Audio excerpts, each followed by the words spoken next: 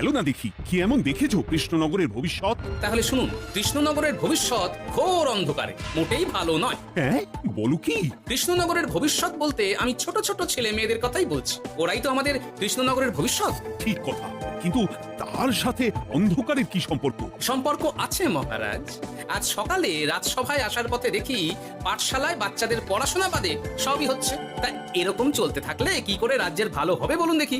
না হওয়ারই বা কি আছে শুনি? পড়াশোনার সাথে রাজ্যের ভালো খারাপের কি আছে? সত্যি মন্ত্রী হয়েও যে আপনি এসব কথা বলেন ভাবলেও অবাক লাগে। গোপাল, মুখ সামলে কথা বলো। আপনিও তাহলে আগে বুঝুন, তারপর কথা বলুন। আবার শুরু হয়ে গেলে তোমরা। ক্ষমা করবেন মহারাজ, কিন্তু আমি তো কিছু শুরু করিনি। মন্ত্রী মশাই তো না বুঝে কথা বলছেন। আপনি বলুন মহারাজ, বাচ্চারাই তো সমাজের ভবিষ্যৎ। হ্যাঁ, ওরা এখন যা শিখবে সেটাই তো পরে কাজে লাগাবে। ঠিক ঠিক, শিক্ষার গুরুত্ব অনেক, তাকে এত অবহেলা করলে তো চলবে না। সেটাই তো মহারাজ, একে তো সকলে পাঠশালায় আসে না, তার উপর যে কয়জন আসে তাদের মধ্যেও কেউ খেলে বেড়ায়, কেউ ঘুরে বেড়ায়, এসব হয়। বুঝলাম, কিন্তু রাজপণ্ডিত কিছু বলে না। কি করে বলবেন মহারাজ? উনি তো নিজেই ঘুমে ঢুলতে থাকেন। কি? আমি কালই রাজপণ্ডিতের সাথে এই ব্যাপারে কথা বলবো। কিন্তু শুধু রাজপণ্ডিতের সাথে কথা বললেই হবে না মহারাজ, তার সাথে এমন কিছু করতে হবে যাতে ছেলেপুলেরা রোজ পাঠশালায় খুশি মনে এসে পড়াশোনা করে। তার জন্য কি করা যায় বলো তো? আর তোমার কাছে কি কোনো উপায় আছে? থাকলে তো আগেই বলে দিত, এত সময় ধরে অভিযোগ করে যেত নাকি? আচ্ছা, আপনার কাছে কি কোনো উপায় আছে মন্ত্রী মশাই? মানে এখন নেই, ভাবতে হবে। তাহলে একটু চুপ করে থাকুন। ছাড়ো না গোপাল, তুমি বলো। আমি বলছিলাম, ওই বাচ্চাদের পাঠশালার প্রতি আগ্রহ আনার জন্য যদি একবেলা ভাত, ডাল, দুধ, ডিম ইত্যাদি খাওয়ানো যায় তাহলে সেটা কার্যকর হবে বলে মনে হয়। অসম্ভব, রাজ্যের কত খরচ বেড়ে যাবে জানো?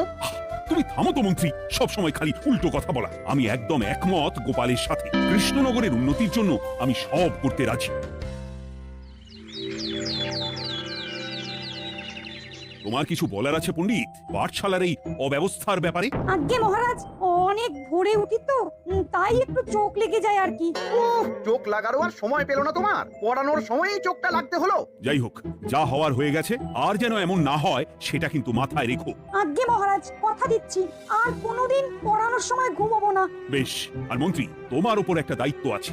বলুন মহারাজ। তুমি পাঠশালাতে পড়াশোনা শুরু করতে পারবে এমন বয়সী সকল বাচ্চাদের মোট সংখ্যাটা জেনে কোনো দোকানদারের কাছে গিয়ে সেই পরিমাণ শস্যপাতি আর ডিমের বায়না দিয়ে আসবে। আর হ্যাঁ, একজন ভালো রান্নার ঠাকুর জোগাড় করো। যথাজ্ঞা। আরে বাস, এ তো দারুণ সুযোগ। এই ফাঁকে আমারও কিছু লক্ষ্মী লাভ হতে পারে। গোপাল, তোমারও একটা দায়িত্ব আছে। হ্যাঁ, বলুন মহারাজ। মন্ত্রী যে দোকানদারের কাছে সব জিনিসপত্র বায়না দেবে সেখান থেকে জিনিসপত্রগুলো নিয়ে তুমি রোজ পাঠশালায় পৌঁছে দিবে, কারণ এসব ব্যাপারে মন্ত্রীর ওপর আমার ভরসা নেই। ঠিক আছে মহারাজ। মহারাজের বেশি বেশি বলে কিনা আমার ওপর ভরসা নেই।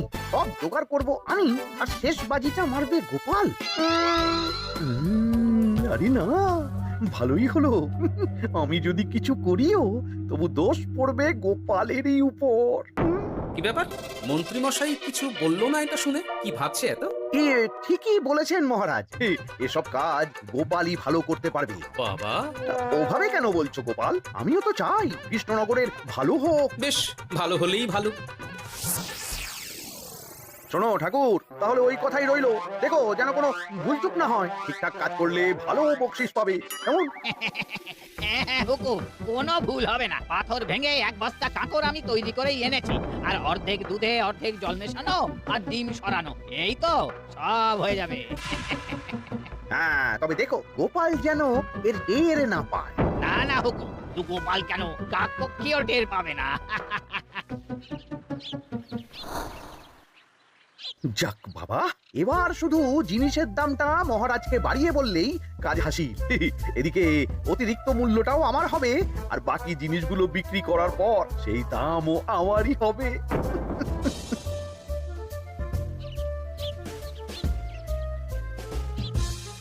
ওরে, কোথায় যাচ্ছিস সব তোরা? খেলতে যাচ্ছি গো গোপাল দাদু। কাল থেকে অবশ্যই সব পাঠশালায় যাস, কিন্তু বন্ধুদেরও বলিস যেতে। ভাত, ডিম, দুধ আরো কত কি ভালো ভালো সব খাবার দেওয়া হবে রে। তাই ইমো দেবে? হ্যাঁ রে, মহারাজ এই নতুন নিয়ম করেছেন, আমি নিজে গিয়ে জিনিসপত্র দিয়ে আসবো। কে মজা, আমি তো তাহলে রাত যাব পাঠশালা। হ্যাঁ, আমিও যাব। বেশ দারুণ ব্যাপার হলো তো, এবার তো রোজ পাঠশালা যেতেই হবে। আচ্ছা বেশ, এবার চলি তাহলে।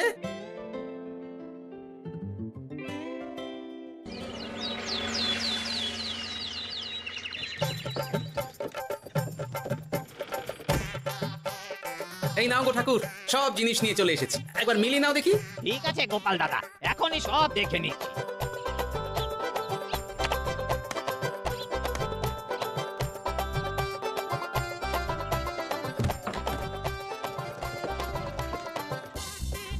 যাক বাবা, গোপাল দাদা গেছে।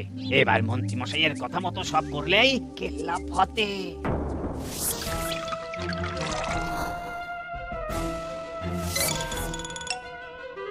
কই গো ঠাকুর? এই তো হুকুম, আপনার কথা মতো সব কাজ হয়ে গেছে। ওই দেখুন, ওখানে জিনিসগুলো রাখা আছে, আপনি নিয়ে যেতে পারেন। বাবা বাবা, খুব ভালো, খুব ভালো।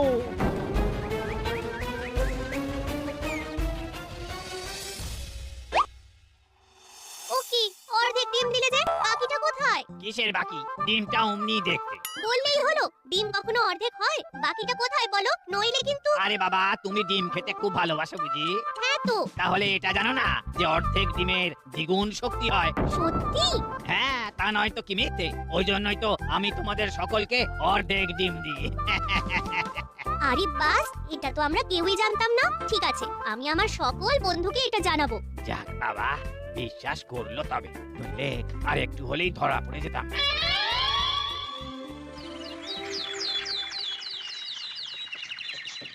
আরে রান্নার ঠাকুর কারোর সাথে কথা বলছে মনে হচ্ছে। পেছন থেকে দেখে তো মন্ত্রী মশাই বলে মনে হচ্ছে। একটু কাছে গিয়ে দেখি তো কি ব্যাপার। আরে গোপাল দাদা যে, তোমার কথাই ভাবছিলাম, আর দেখো তুমি চলে এলে। হুম, তুমি কি নিশ্চিত যে তুমি আমার কথাই ভাবছিলে? আমি তো তোমাকে কারোর একজনের সাথে কথা বলতে দেখলাম। আবার মন্ত্রী মশাইকে দেখে ফেলেনি তো? কথাটা বেফাঁস হয়ে যাওয়ার আগে আমাকে কথা ঘোরাতে হবে। কি গো বলো, এত কি ভাবছো? ইয়ে, না না, এতে ভাবার আর কি আছে? কেউ না কারোর সাথে কথা বলিনি। আমি তো একাই ছিলাম। তুমি বোধহয় ভুল দেখেছো। হ্যাঁ, ভুলই হবে। কি ব্যাপার, ঠাকুর এভাবে বলছে কেন? তাহলে কি সত্যি ভুল দেখলাম, নাকি অন্য কোনো ব্যাপার আছে? না, পরে দেখতে হচ্ছে। ঠিক আছে, এই আমি যাই গো। হ্যাঁ, অনেক কাজ আছে। না না না, ঠাকুর যতই বলুক না কেন, কেউ ছিল না সেখানে, তবু মনটা কেমন যেন খটকা লাগছে। যাই হোক, মনে হওয়া নিয়ে তো আর কিছু করা যাবে না। এখন যাই কাজে। তা মন্ত্রী, পাঠশালায় রোজ ভালো মানের আনাজপাতি যাচ্ছে তো? আগে হ্যাঁ মহারাজ, আমি তো ভালো মানেরই সব চাল ডালের বায়না দিয়েছি। কথা মতো তো সেগুলোই পাঠানোর কথা। তবে বাকিটা গোপাল জানে। মানে গোপাল জানে মানে ঠিক কি বলতে চাইছেন আপনি মন্ত্রী মশাই? না মানে জিনিসগুলো সব নিয়ে তো তুমিই যাও, তাই আর কি। সেটাও করতে হচ্ছে, কারণ মহারাজ আপনার উপর ভরসা করতে পারেন না। গোপাল, ঠিক আছে, আমি বুঝতে পেরেছি। মন্ত্রী, সপ্তাহে সপ্তাহে জিনিসের দাম মিটিয়ে দিচ্ছ তো? হ্যাঁ হ্যাঁ, আগের সপ্তাহের দাম মিটিয়ে দিয়েছি, কিন্তু পরেরটা বাকি। আর মহারাজ, বলছিলাম কি, পরের মাস থেকে জিনিসের দাম একটু বাড়তে পারে। কি হলো? মন্ত্রী মশাইয়ের এই ব্যাপারটা কেমন যেন লাগলো না, চোখে চোখে রাখতেই হবে।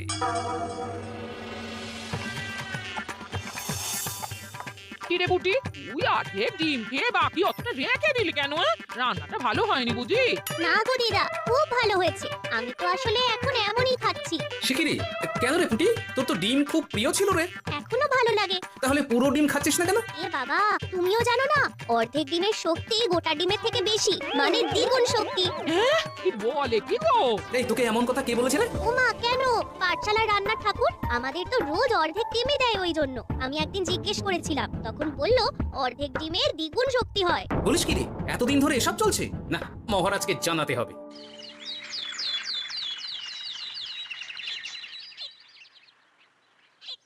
আরে গোপাল এত সকাল সকাল রাজবাড়ির দিকে যাচ্ছে কেন? গিয়ে আড়াল থেকে দেখি তো।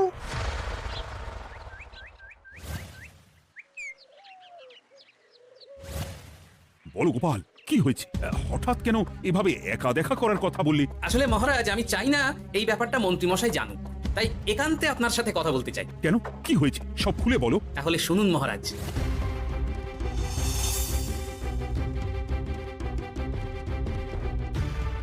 কি সাংঘাতিক ব্যাপার! আমি এখনই ওই রান্নার ঠাকুরকে কারাগারে বন্দি করার আদেশ দিচ্ছি। না মহারাজ, সেটা ভুলেও করতে যাবেন না। আমার এই পুরো ব্যাপারটাতেই সন্দেহ আছে। পুরো পরিকল্পনার পেছনে মনে হচ্ছে অন্য কেউ আছে মহারাজ। তুমি ঠিক কার কথা বলতে চাইছো? প্রমাণ ছাড়া তো আমি কারো নাম বলতে পারবো না মহারাজ। এই রে, গোপাল বোধহয় সবটা বুঝতে পেরেছে। এবার কি করে নিজেকে বাঁচাই? কি করি কি করি কি করি? পেয়েছি। শোনো ঠাকুর, এখন কিন্তু মহারাজ সবটা জেনে গেছে। তাই দেখো, যাই হয়ে যাক না কেন, আমার নামটা যেন না আসে, নইলে কিন্তু তোমাকেই রাজ্য ছাড়া হতে হবে। না না হুকুম, দয়া করে এ কাজ করবেন না। আমি মরে গেলেও আপনার নাম নেব না। মাথায় থাকে যেন। বলো বলো, তুমি কেন এমন করেছো? আগে আগে আমি নিজে থেকে এসব করিনি মহারাজ। আমাকে এসব করার জন্য বাধ্য করা হয়েছে। কে তোমাকে সব করতে বলেছে? আগে গোপাল দাদা। কি? মিথ্যে কথা। বেশ হয়েছে, এবার খেলা বুঝুক গোপাল। দেখলেন মহারাজ, খুব ভরসা করতেন না আপনি গোপালের ওপর? ভাবা যায় তলে তলে এই। মহারাজ, আমি সত্যিই সবকিছু করিনি। আমি যদি এটাতে যুক্ত হতাম তাহলে কি আপনাকে নিজে থেকে এসব জানাতাম? দেখো গোপাল, এখন এসব কথা বলে কোনো লাভ নেই। সবাই জানে তোমার মাথায় কত বুদ্ধি। তুমি ইচ্ছা করে আগে গন্ডগোল করে তারপর সেটা ঢাকতে নিজে থেকে এসব বলছো। গোপাল, তুমি সত্যি করেছো কি করনি সেটা কিন্তু তোমাকেই প্রমাণ করতে হবে। এটা যেমন সত্যি যে এসব যে ঘটছে সেটা তুমি আমায় জানিয়েছো প্রথম, তেমনি এটাও সত্যি যে প্রতিদিনের শস্যের বস্তা তুমি নিয়ে যাও পাঠশালায়। তাই তোমাকেও যে সন্দেহের তালিকা থেকে বাদ দেওয়া যাবে না। বেশ, তাহলে আমি প্রমাণ জোগাড় করেই তবে এই রাজসভায় পা দেব। আজকের পরে আমি আরো নিশ্চিত যে এসবের পিছনে মন্ত্রীমশাই যুক্ত আছে। এবার শুধু ওনাকে হাতে নাতে ধরার ব্যবস্থা করতে হবে। ও কি দাদু, তুমি এই সময় বাড়ি ফিরছো? হ্যাঁ রে, তোর দাদুকে আর চোরের অপবাদ দিয়েছে, তাই প্রমাণ জোগাড় না করে আমি রাজসভায় যাব না। কি বললে? তোমাকে কে চোরের অপবাদ দিয়েছে? কে আবার? ওই মন্ত্রী? কিন্তু আমার সন্দেহ হচ্ছে যে আসল চোর ওই মন্ত্রী। বাস, তাহলে আর চিন্তা কি? আমরা আছি তো, মন্ত্রীর ওপর নজর রেখে তোমাকে সব খবর দিয়ে যাবো। হ্যাঁ দাদু, আমারও অনেক রাগ হয়েছে। এতদিন মিথ্যে বলে আমাদের অর্ধেক ডিম খাইয়েছে। আমি এটা কিছুতেই মানতে পারছি না। এবার সত্যিটা সবার সামনে আসবেই। নাও নাও, আজকের চাল ডাল সব এই বস্তাতে আছে। এই নিন আজকের মূল্য। দেখো, অর্থটা কিন্তু বড় কথা নয়। তোমার যে রোজ বিক্রি বাট্টা বেড়ে গেছে, আর তার জন্যই তোমার তো আমাকে মিষ্টি খাওয়ানো উচিত। একদম, আমি কালই আপনাকে মিষ্টি খাওয়াবো, একদম পাকা কথা। তাহলে আর চলি, কাল দেখা হবে। দেখলি মন্ত্রীমশাই কি বদমাইশ। চল এখনই গিয়ে গোপাল দাদুকে সব বলি। তাহলে এটাই হলো আসল ব্যাপার। খাওয়াচ্ছি ওকে মিষ্টি। হ্যাঁ গোপাল দাদু, একেবারে আচ্ছা করে দাওয়াই দিও। আচ্ছা শোন, আমার মাথায় একটা বুদ্ধি এসেছে বুঝলি। কাল তোরা ওই পাশের গ্রামের দোকানদারকে কিছু একটা করে আটকে রাখবি, আর আমি সেই সুযোগে মন্ত্রীর সাথে দেখা করব। আচ্ছা, তুমি কোনো চিন্তা করো না। ঠিক আছে, তোরা এখন যা, আমিও একবার মহারাজের সাথে দেখা করে আসি।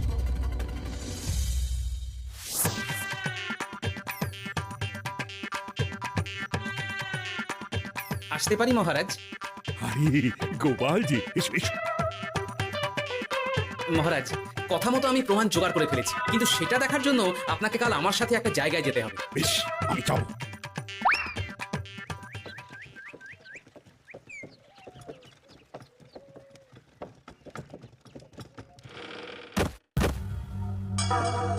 এই কি, তুমি কে?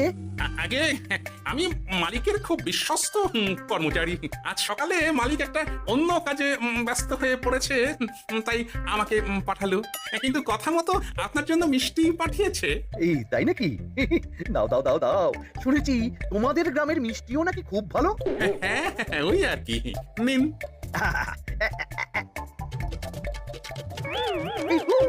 ওরে বাবারে, ওরে বাবারে, মরে গেলাম রে, বাঁচাও। কেমন লাগছে মন্ত্রী মশাই? গোপাল, তুমি? তোমায় আমি ছাড়বো না। এই যে গোপাল দাদু, আসল দোকানদার। আসল দোকানদার? এই রে, এবার কি হবে? তোমার কি আর কিছু বলার আছে মন্ত্রী? তোমার সব কর্মকাণ্ড আমাদের কাছে ফাঁস হয়ে গেছে। তোমার সাহস কি করে হয় কৃষ্ণনগরের ভবিষ্যতের সাথে এমন করার? ক্ষমা করে দিন মহারাজ, আর হবে না, ক্ষমা করে দিন। না না না না, শাস্তি তো তোমাকে পেতেই হবে। সেপাই,